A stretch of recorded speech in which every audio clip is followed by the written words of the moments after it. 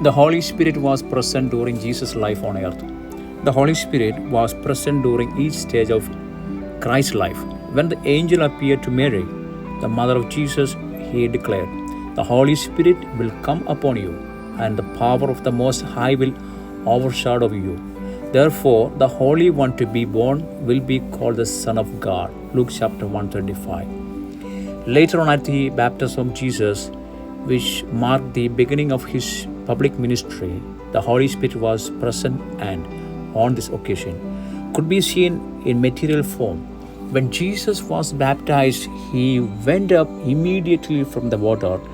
The heavens suddenly opened for him, and he saw the Spirit of God descending like a dove and coming down on him. Matthew chapter 3:16. During his ministry, Jesus taught about the Holy Spirit and had a relationship with him. Furthermore, he urged his disciples to receive him in their life. The Holy Spirit worked in the lives of believers. Jesus put a lot of emphasis on the Holy Spirit. He was the subject of intense prayer. "And I will ask the Father, and he will give you another counselor to be with you forever. He is the Spirit of truth." The word is unable to receive him because it doesn't see him or know him. But you do not know, but you do know him because he remains with you and will be in you. John chapter 14, 16, 17. The Lord mentioned 2 points. The Holy Spirit was already real and he was about to come. At that time, the Spirit dwelled with the disciples, but they lacked having him in them. If the Spirit of God was so important to the life of Jesus, how much more so for the lives of the believers?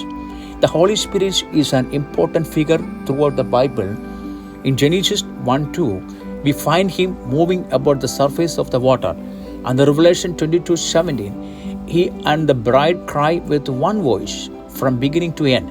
The Holy Spirit has always been active in the beginning, creating, and at the end of the story, tending to us.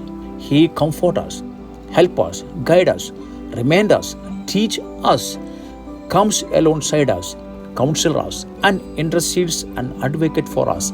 So there is no area of life in which the believers does not need to help of the Holy Spirit. Hallelujah. God bless you.